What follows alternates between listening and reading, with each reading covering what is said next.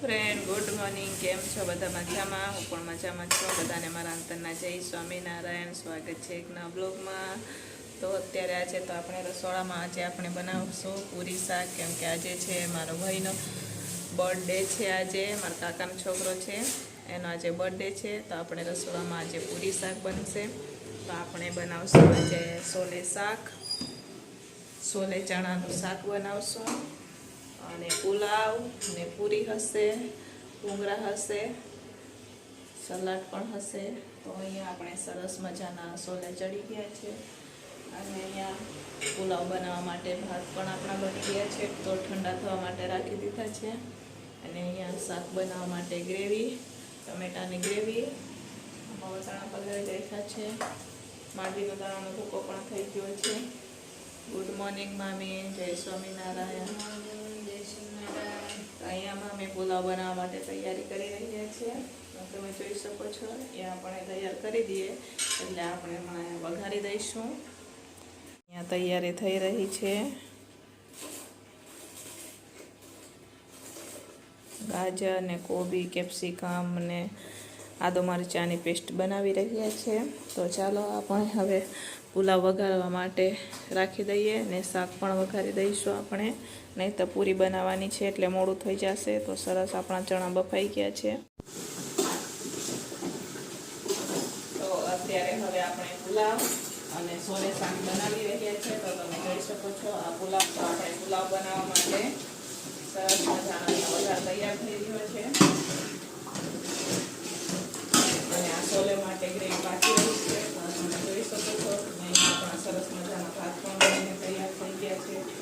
તમે જોઈ શકો છો, મસ્ત ભાત પણ બનીને તૈયાર થઈ ગયા છે.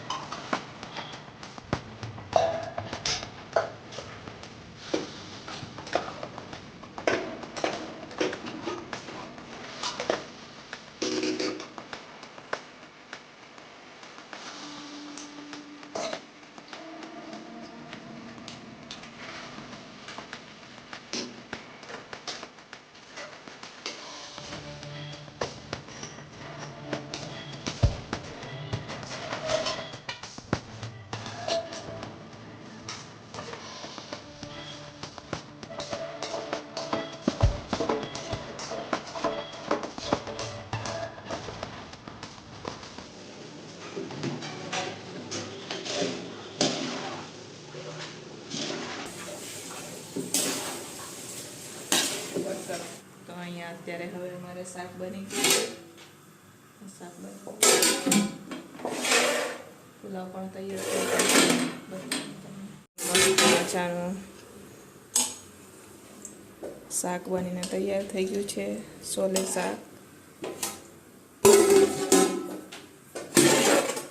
આ પુલાવ પણ આપણા બનીને તૈયાર થઈ ગયું છે, ને અહીંયા પૂરી તરવા માટે આપણે તેલ રાખી દીધું છે ગરમ થવા માટે, ને અહીંયા પૂરી બની રહી છે.